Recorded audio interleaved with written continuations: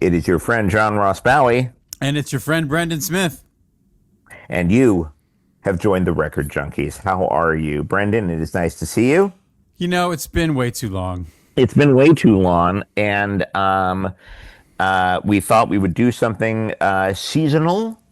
And even though, as we record this, we have already passed St. Patrick's Day, we thought we would do something St. Patrick's Day themed regardless. Are you all in for that, laddie? Aye! So we're going to do a mini leprechaun-sized episode where we discuss our favorite Irish artists, one each. Now, the striking thing we talked about, I don't know what Brendan's choice is. He doesn't know what mine is, as per usual. But I think we both pushed ourselves so that we didn't automatically just go for the Pogues.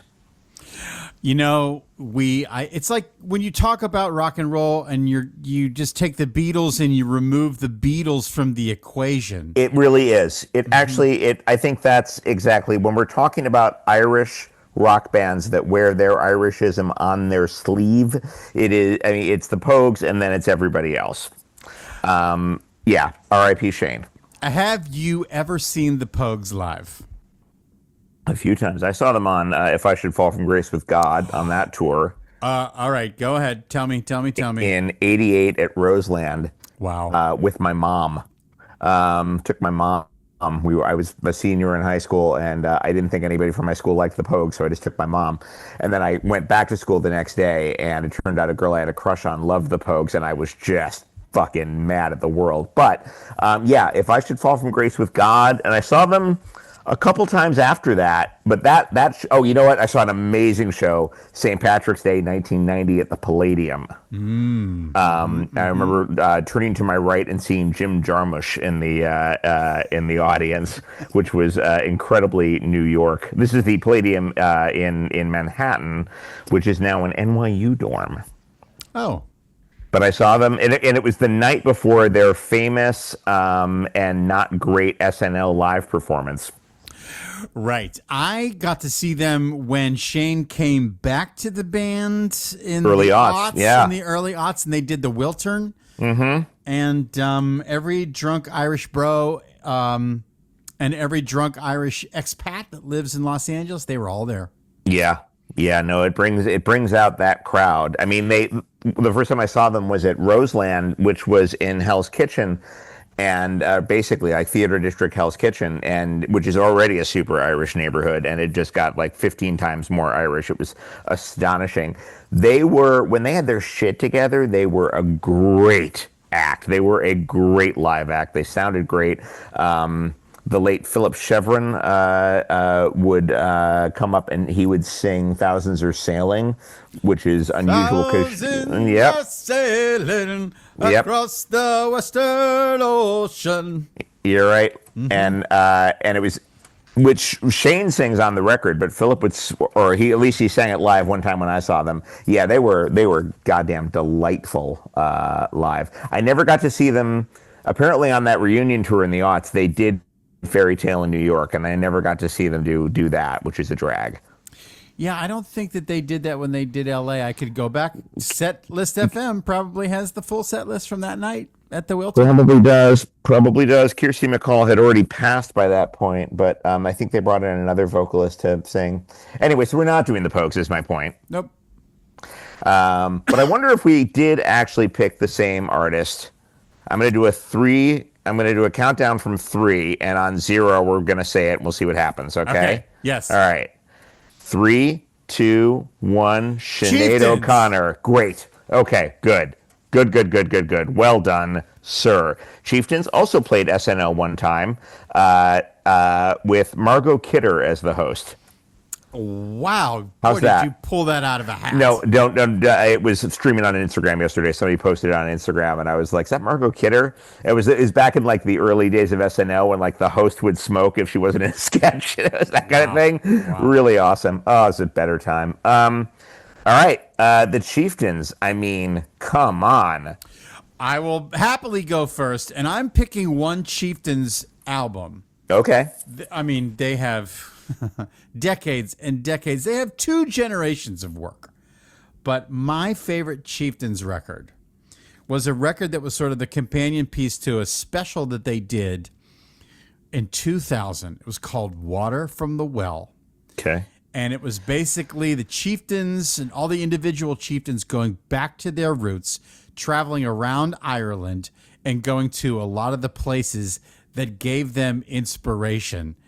And I gotta find this thing. it is phenomenal, and the Water from the Well soundtrack is just it has my 3 favorite chieftain songs, and those are the songs that I'm gonna sort of talk about today.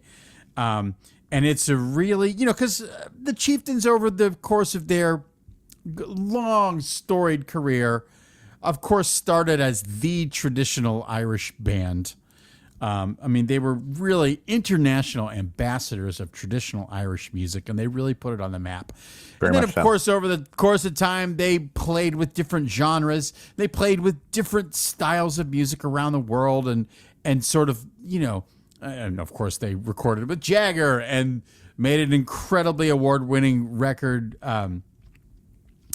with, oh my God, I can't believe that I'm spacing on the name of what many people think is the greatest Irish singer of all time. He's a rock star. His name, and Van Morrison. This is the sight of a man getting old. This is the sight of a man's brain melting down.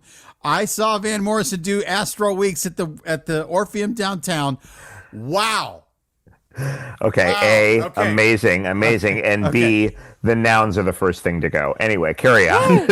Okay, so anyway, but the Water from the Well project, they just went back to the traditional roots, and it has my favorite Irish song of all time in it, so I will start there.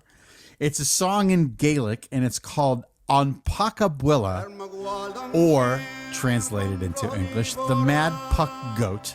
And it's basically about a man who's traveling between 2 little towns. He's got some butter in his hand, and he comes across a crazy wild goat who just wants to kill him. Fantastic.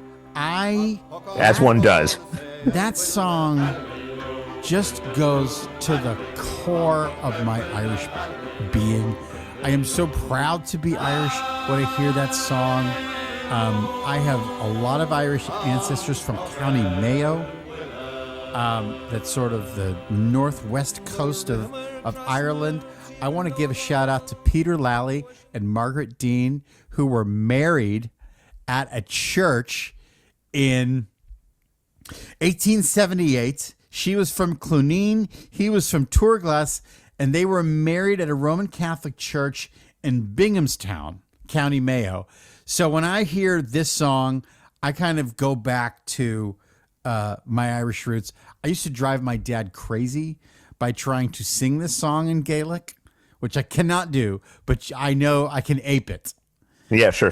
This song is also a traditional Irish song, so if you're curious at all, people watching this, you can go online and watch a whole assortment of different Irish singers do this over the year. But the Chieftains version on Water from the Well, it almost makes me cry, John Ross Bowie.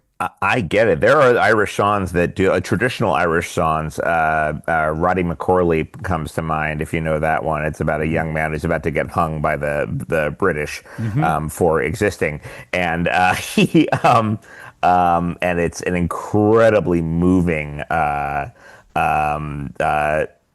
upbeat and in a major key, but still incredibly touching.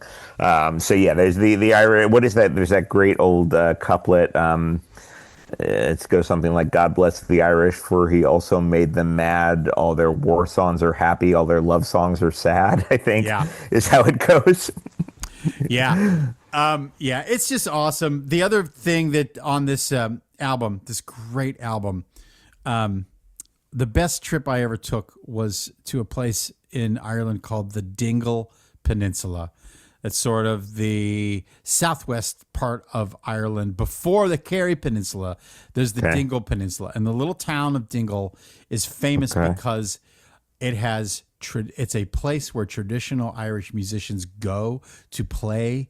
It is a quaint little seaside town. It is absolutely gorgeous. It's filled with colorful Airbnbs and pubs, and every pub has better music than the next. It's an incredible place, the Dingle Peninsula. When I was there in the last time I was there was a famous dolphin that lived in the Dingle Bay. His name was Fungi. They have a statue of Fungi in Dingle. I literally have it right in front of me. Here is Fungi. Yeah, here's Fungi the Dingle dolphin. Maybe we'll figure out how to use technology to post a little picture of Dingle.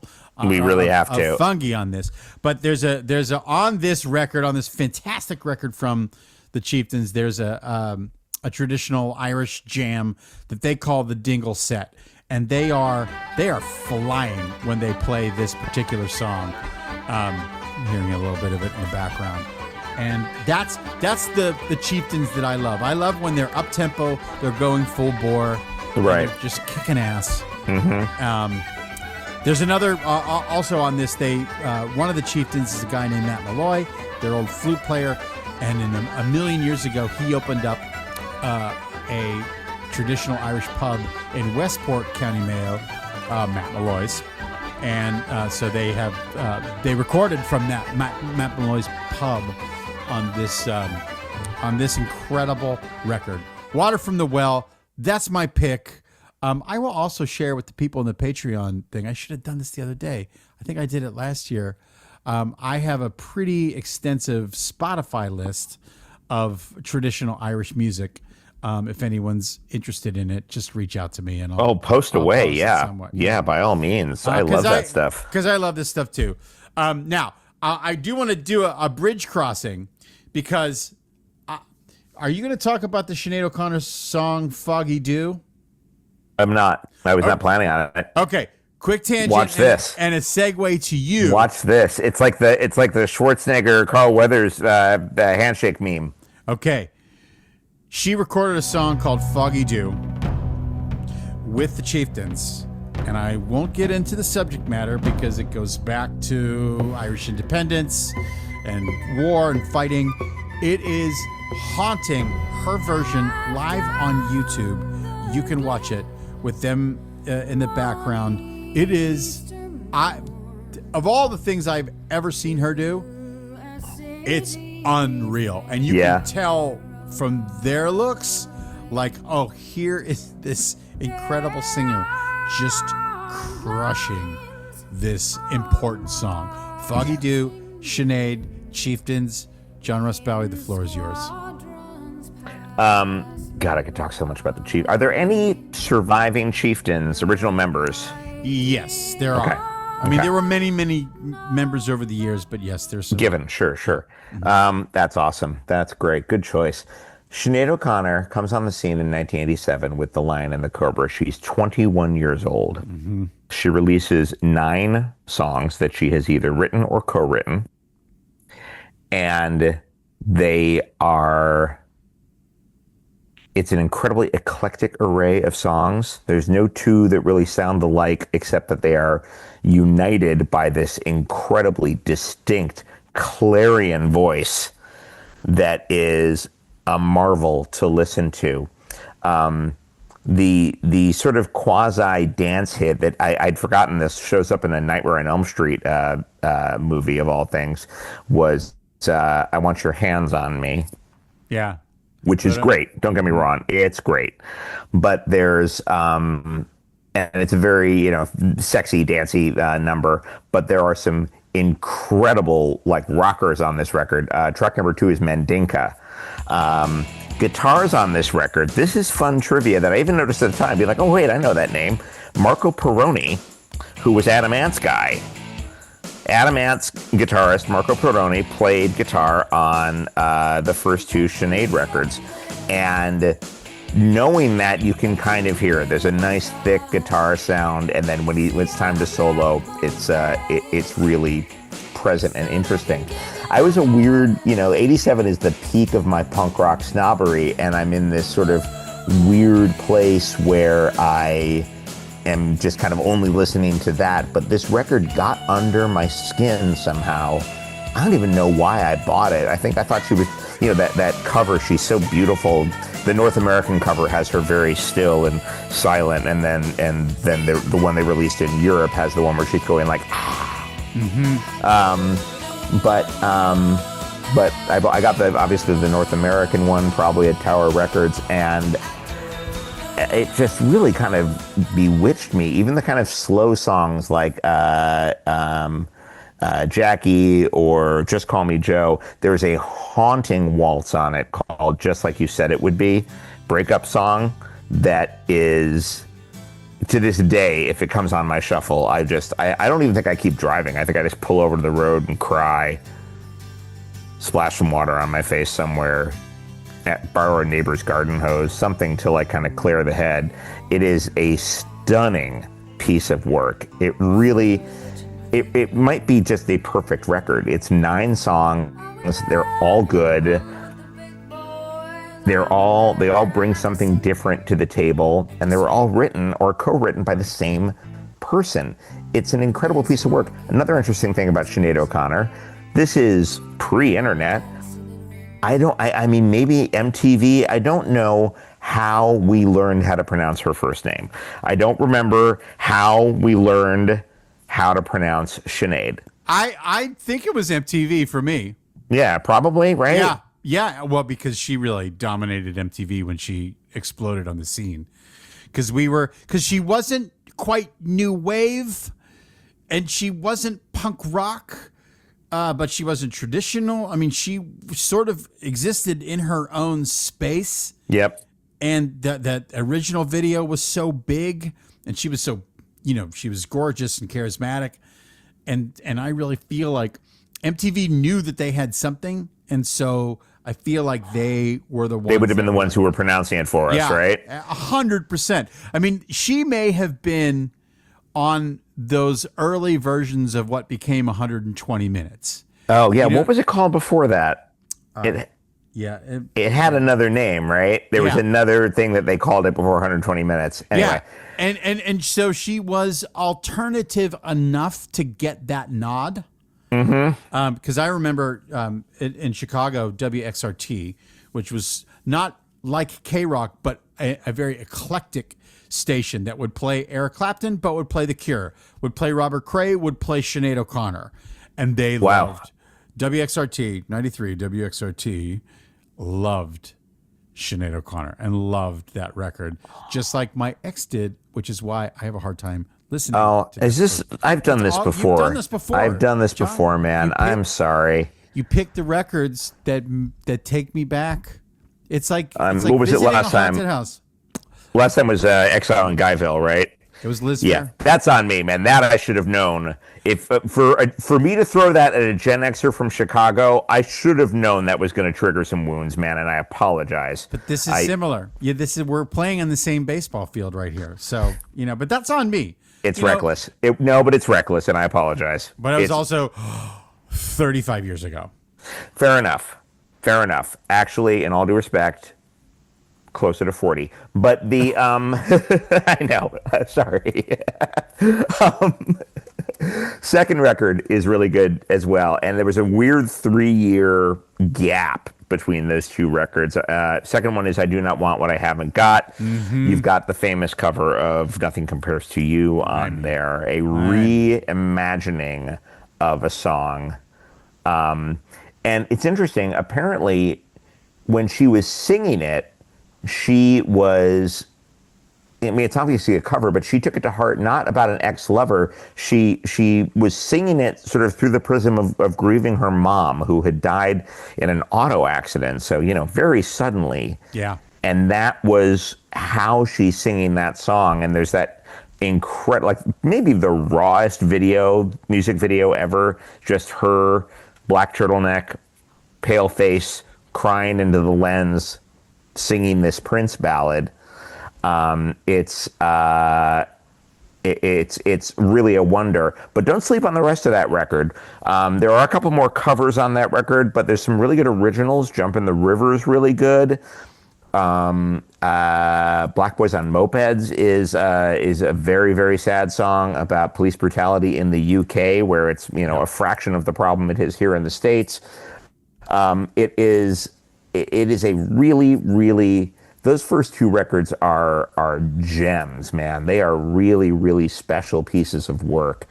And there is, she doesn't do the harp or, the flute or the tin whistle or any of the instrumentation that we associate with Irish music, but there's a something in her melodies that are very folky and in her storytelling.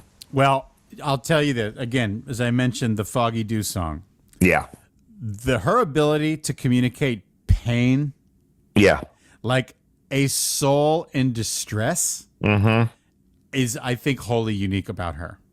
Yeah. There's a real there is a sincerity in her singing. Yeah. And I think it led to, or rather, it was maybe indicative of some pretty severe mental health issues, and which is heartbreaking. Question. Well, and her own trauma, but also like I think the great Irish singers are able to capture the collective trauma of the people. Yep. Because I mean, for anyone who's not been to Ireland, like you have to go there. You're literally on one of the most beautiful islands on the planet Earth, and you realize like how horrible it must have been for people to have to leave. Yeah. And also for people to go through like the war and the strife that they've gone through. Whether it's being conquered by the Vikings or just having to deal with sectarian violence in Yeah. the 20th century, like there's fucking pain. There's Yeah. fucking pain, and there's whiskey, and there's Guinness to deal with the pain. And the great poets and the singers are able to capture and communicate that pain. Also, communicate the happiness and the joy of which the people have. By all means. But I think that Sinead, for me, her ability to sing like a soul in pain is crazy. Yeah, I think that's exactly the way to put it. There is a real sense of, oh God, of. Again, I go back to the word authenticity. She just means every syllable, and